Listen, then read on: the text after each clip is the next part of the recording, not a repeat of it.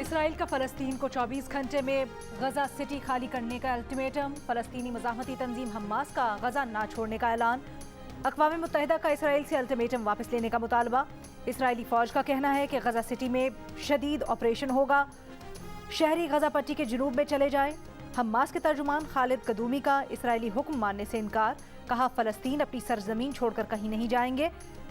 1948 की तरह दोबारा महाजरीन नहीं बनेंगे। शहादतें बहुत ज़्यादा हैं, मुश्किलात हैं, लेकिन अपनी ज़मीन पर रहेंगे। अक़वाम मुत्तहिदा ने खबरदार किया है कि इसराइली हुक्म के तबाहकुन नताइज होंगे। तबाहहार इंफ्रास्ट्रक्चर और ईंधन की अदम दस्तयाबी में 11 लाख आबादी का इनखला मुमकिन नहीं।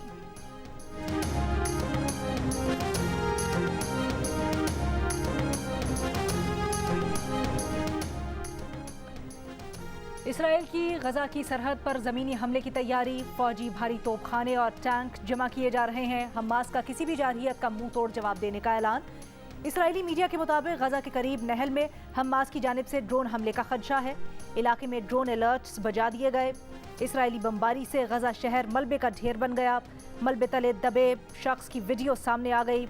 निकालने के लिए भारी मशीनरी दरकार। लड़ाई में अब तक 500 बच्चों समेत 1500 से ज़ायद फ़लस्तीनी जाम बहक और 1300 से ज़ायद इसराइली हलाक हो चुके हैं। इसराइली फ़ौज ने अब तक इसराइल पर हमास के हमलों में 258 इसराइली फ़ौजियों की हलाकत की तस्दीक की है।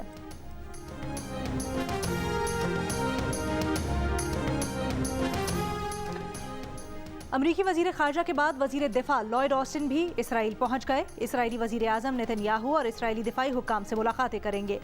वज़ीर ख़ारजा एंटनी ब्लिंकन की आज फ़लस्तीनी सदर महमूद अब्बास और उर्दन के शाह अब्दुल्ला से मुलाकातें मुतवक्के हैं। ईरानी वज़ीर ख़ारजा की लबनान में हिज़्बुल्लाह के सरबराह हसन नसरुल्लाह से मुलाकात। गजा की सूरत हाल पर तबादला ख्याल। तुर्क वज़ीर ख़ारजा का अमाराती हम मनसब को टेलीफोन। तुर्क वज़ीर ख़ारजा तबादला ख्याल के लिए आज मिस्र भी जाएंगे।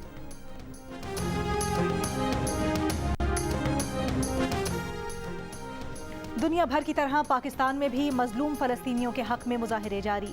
नमाज जुमा के बाद मुल्क भर में फ़लस्तीनी बहन भाइयों से इजहार यकजहती के लिए एहतजाजी रैली निकाली गई। जुमे के खिताबात में फ़लस्तीनियों पर इसराइल के दहाइयों से जारी मज़ालिम पर रोशनी डाली गई।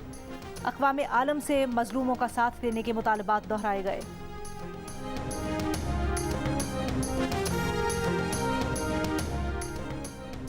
सियालकोट में मस्जिद के अंदर फायरिंग करके 2 अफराद को शहीद करने वाले मुल्जिमान पकड़े गए। आईजी पंजाब उस्मान अनवर की प्रेस कॉन्फ्रेंस। कहा, क्राइम सीन से वाक़े में बैरूनी हाथ के मुलव्विस होने के शवाहिद मिले। मुल्जिमान को 24 घंटे में ट्रेस करके गिरफ्तार किया गया। आईजी पंजाब ने बताया कि पाकिस्तान में हुए इस दहशतगर्द हमले की मनसूबाबंदी दूसरे मुल्क में की गई। तहकीकात जारी हैं। अगली प्रेस कॉन्फ्रेंस में अमन दुश्मन मुल्क का नाम बताएंगे। दहशतगर्दों और उनके सहूलतकारों को दुनिया के सामने बेनकाब किया जाएगा।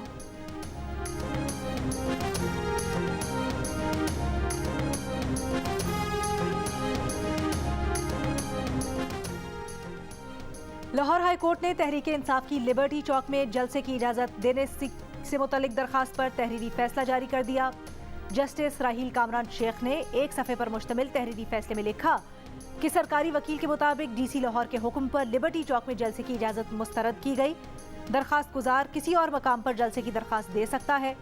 मज़कूरा यकीन दहानी पर दरखास्त निपटाई जाती है। दरखास्त गुजार मुतबादिल जगह पर जलसे की दरखास्त देता है तो कानून के मुताबिक 72 घंटों में फैसला किया जाए।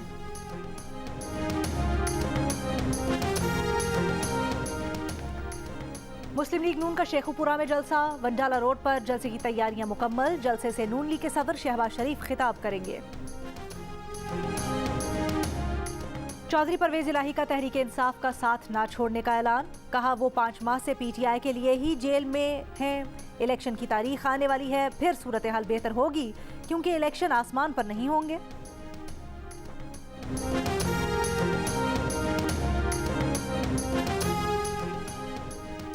MQM पाकिस्तान के रहनुमा मुस्तफ़ा कमाल का कहना है, MQM जितनी ताकतवर आज है माजी में कभी ना थी।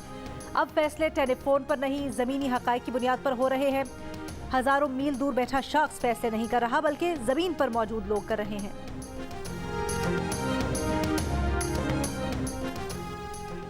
कराची के जिन्ना अस्पताल के गायनी वार्ड में ऑपरेशंस ताख़ीर का शिकार। जिन्ना अस्पताल की इंतज़ामिया का कहना है कि अमले की कमी की वजह से सर्जरीज कम की जा रही हैं। दीगर उमूर की इंजामदही में भी